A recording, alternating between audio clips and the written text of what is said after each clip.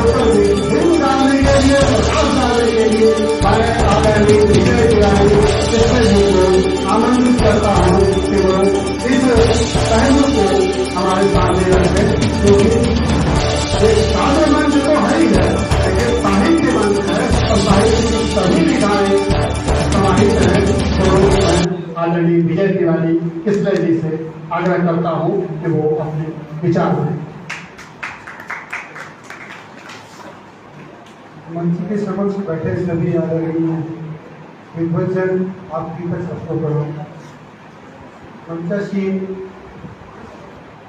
वयोवृद्ध बुद्धिमान अध्यक्ष आदरणीय पूजनीय श्री मधुकर मिश्र जी, और आज हमारे इस कक्ष में बैठे हुए हैं आज की अध्यक्षता करते हुए श्री भालचंद्र कुमार जी, जो कि न्यायविद ही हैं और पूर्व जिला जज वाराणसी। सबसे बड़ी बात है कि न्याय करते करते ये गजल भी लिखते हैं। बड़ी खुशी की बात है कि जब इतने उच्चाधिकारी एक हमारी साहित्य विधा से जोड़कर इसकी बारीकियों को जानकर आगे बढ़ रहे हैं। हमारी पदगामिनी की संस्थापिका और संचालिका आदरणीय श्रीमती आनंद जी बैठे हुए हैं। महोदय, पता नहीं वो लिखते हैं नहीं लिखते, लेकिन बहुत सारी किताबें पढ़ने के बाद ही प्रकाशित करवाते हैं। यहाँ कक्ष में बहुत सारे विद्वज्जन बैठे हुए हैं। हमारे संस्था से जैसे काशी प्रांत इकाई से जुड़े हुए हैं श्री निर्भीक जी, यहाँ गुलाब प्रसाद आग्नेय जी हैं, भंवर जी हैं, आदरणीय भारत गौरव सिंह जी हैं, सुरेंद्र सिंह हैं, बहुत सारे लोग हैं, मैं इनका नाम लूँ। और समय की नज़ाकत ये है, वैसे भी ये जो कार्यक्रम साहित्यिक कार्यक्रम होते हैं, खास तौर पर यदि गद्य होता है तो नीरसता बढ़ती जाती है, और जितनी नीरसता बढ़ती जाती है, ये ध्यान दीजिए कि हम उनके कहे हुए शब्दों को ध्यान नहीं दे पाते।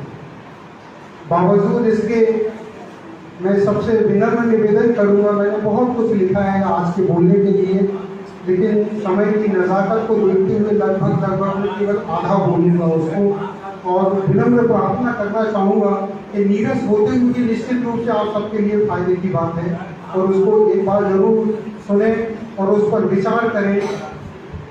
और इसको आज अपना पक्ष रखने की एक विशेष बात ये है कि जो पदगामिनी संस्था है वो अनेक तरह के उसके पास में प्रकल्प हैं।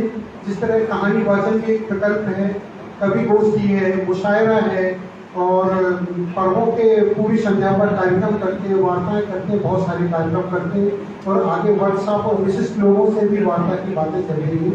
ये बातें बहुत सारी हैं जो कि हमारी आदरणीय दीदी मंजुला जी ने बता दी है। मैं अपना व्याख्यान शुरू करता हूँ और ध्यान चाहूँगा सभी लोगों से कि वो ध्यान से सुने। बस मात्र 6-7-8 मिनट बस मैं ये बोलूँगा। प्राचीन काल में जब मानव अपनी स्मृतियाँ एवं घटनाएं भाषा लिपि के अभाव में स्थायी रूप से संजो नहीं पाता था, तब वह शिकार, विपदा आदि के संस्मरण अपने परिवार तथा परिचितों को सुनाया करता था।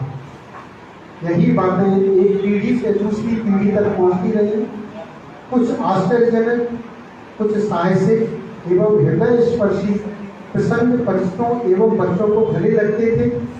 हमारे दादा दादी, नाना नानी तथा अन्य लोगों द्वारा सुनाए गए प्रसंग ही कहानी बनी, और यही कहानी का शुरुआती दौर माना गया।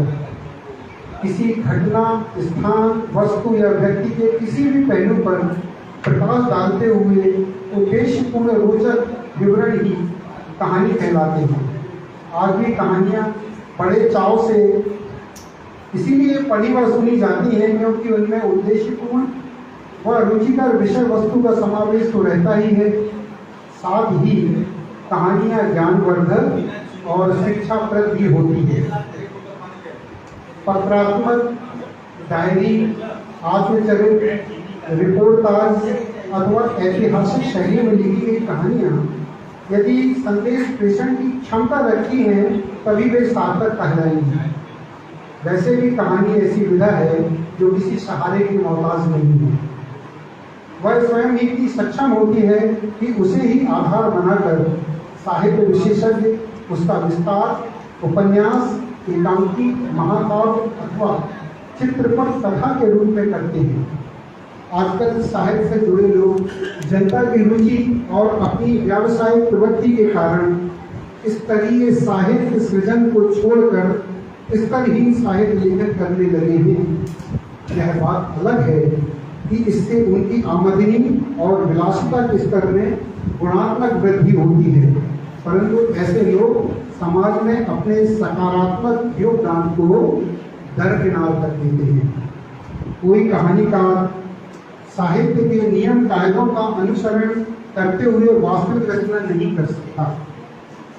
इनके द्वारा भोगा गया जीवन एवं दृष्टिकोण भी रचना कर्म पर प्रभाव डालता है। कहानीकार को अपने बहुआयामी दायरे में लोग, माटी, संस्कृति एवं परिवेश की बात लिखना चाहिए। वास्तविक साहित्य वही है जिसमें आम आदमी की संवेदनाओं का समावेश हो। आसपास का विस्तृत विवरण, पात्रों की विशेषताओं, उनके गुणधर्म के बारे में भी पर्याप्त प्रकाश डाला गया हो। भाषा शैली का वैशिष्ट्य, भाषा का श्रृंगार बड़े चातुर्य से किया गया हो। किसी भी कहानीकार का किसी शैली विशेष या किसी एक ही विधा में बंधकर रह जाना भी उचित नहीं है। व्यावसायिक कहानीकार संवेदनशीलता को स्थान नहीं देते, बल्कि वे कहानी को वह रूप देना चाहते हैं जो व्यावसायिक दृष्टि से उपयुक्त होता है। आज की अधिकांश कहानियाँ ऐसी ही लिखी जा रही हैं जिनका साहित्य की गुणवत्ता से कोई लेना देना नहीं रहता। आज की कहानियाँ बाजारवाद से प्रभावित होती जा रही हैं, भावनाओं को भुनाकर पैसे कमाए जा रहे हैं। उत्तेजना, अश्लीलता एवं फूहड़ता मानवीय मूल्यों के क्षरण का द्योतक है, फिर भी इनका उपयोग कर समाज को भ्रमित किया जा रहा है। चिंतनपरक एवं आदर्श कहानियों की शून्यता हमारे लिए चिंता का विषय है। कहानी में कहानीकार घटना विशेष को अपनी तूलिका से किस अंदाज में प्रस्तुत करता है, उसके द्वारा चुनी गई विषय वस्तु समाज के कितने नज़दीक है, उसके द्वारा अपनाई गई भाषा में कितनी मिठास है, उसकी यही विशेषताएं कहानी को लोकप्रिय और कहानीकार को श्रेष्ठ बनाता है। कहानियाँ सामाजिक, आर्थिक एवं राजनीतिक विषमताओं के साक्ष्य समझे जाते हैं। हरिशंकर परसाई जी अपने समय के एकमात्र ऐसे ही लेखक कहे जा सकते हैं जिन्होंने भोला राम का जीव एवं अन्य व्यंग्यात्मक कहानियों के माध्यम से सामाजिक विद्रूपताओं, कुव्यवस्थाओं एवं कुप्रथाओं के दुष्परिणामों को समाज के सामने उजागर किया है। मुंशी प्रेमचंद, चंद्रधर शर्मा गुलेरी, फणीश्वर, रामदरस मिश्र जी भी आंचलिक प्रभाव लाने में कभी हिचकिचाए नहीं। नई कहानी में भाषा में निखार, शिल्प और शैली में नवीन विन्यास तथा कथानकों की नवीनता के लिए जाना जाएगा। इसके बाद समांतर कहानी के काल में स्वार्थपरक राजनीति एवं उसमें व्याप्त विसंगतियों को स्थान दिया गया। वर्तमान विकसित वैज्ञानिक युग में आज की पत्रकारिता, श्रव्य, दृश्य एवं अंतर्जालीय माध्यम की चुनौतियों को स्वीकार करती कहानियां ही पाठक को अपनी ओर आकर्षित करने में सक्षम होंगी। आज भूमंडलीकरण के चलते कहानियों के कथानक अंतर्राष्ट्रीय और अंतरिक्ष तक चले गए हैं। समय के साथ जहां नए कहानीकारों की डिग्री में बदलाव परिलक्षित हो रहा है, वहीं कहानी चर्चाओं एवं आलोचनाओं के मानक भी बदले हैं। आज के परिवेश, समाज और काल को ध्यान में रखकर लिखी जा रही कहानियों को पढ़कर पता चलता है कि एक बार पुनः कहानी के लिए उपयुक्त एवं रचनात्मक युग की शुरुआत हो चुकी है। पिछली सदी में कहानी का विकास सबसे अधिक हुआ। तथ्य, भाषा शैली, शिल्प के सुधार और परिवर्तन होते रहे। कहानी के ढांचे को तोड़ने अथवा उसको व्यापकता प्रदान करने के प्रयास भी हुए हैं। आज जब सामाजिक, आर्थिक एवं राजनीतिक परिस्थितियां और जटिल होती जा रही हैं, तब ऐसे में इनकी कहानीकारों का और अधिक दायित्व बनता है कि वे समाज को सही दिशा दें। आज कहानी लेखन में एक क्रांति लाने की आवश्यकता है। अन्य साहित्यिक विधाएं जिन कारणों से आगे बढ़ रही हैं, आज वैसी ही परिस्थितियां उत्पन्न करने का कहानीकारों द्वारा दृढ़ संकल्प लिया जाना ही कहानी को आगे बढ़ा सकेगा। हमें कहानी गोष्ठियों, कहानी संग्रहों के प्रकाशन से जनमानस में इसकी महत्ता प्रतिपादित करनी होगी। कहानी क्षेत्र में क्रांति एवं राष्ट्रीय स्तर पर और अधिक प्रयास करने होंगे, तब ही कहानी भविष्य में लोकप्रियता का शिखर छूएगी, ऐसा मेरा मानना है। और यही मेरे वक्तव्य का उद्देश्य है। कहने का तात्पर्य ये है कि अन्य साहित्यिक विधाओं के अतिरिक्त इस विधा में भी वही आवश्यकता है जो दूसरी विधाओं में चुनौतियाँ खड़ी होती हैं। लेकिन हम देखते हैं कि चाहे वो चित्रपट हो, चाहे वो संगीतबद्ध गीत गायन हो, उसमें लोग उसको रुचिपूर्वक सुनते पढ़ते हैं।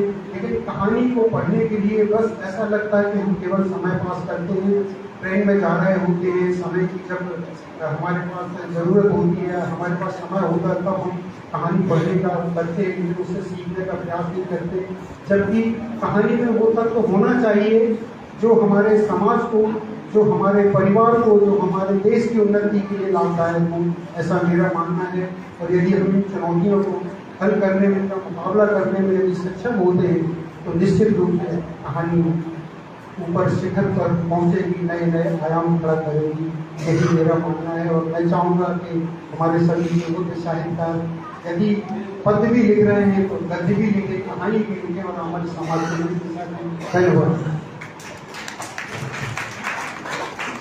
बहुत बहुत धन्यवाद और आभार विष्णु जी।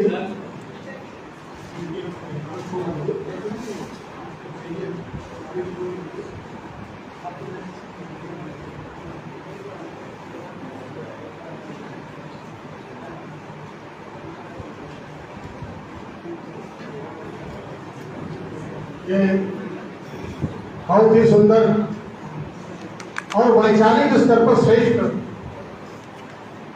विचार आपने रखे हैं। डॉक्टर कृष्ण जी को मैं धन्यवाद देता हूं कि उन्होंने कविता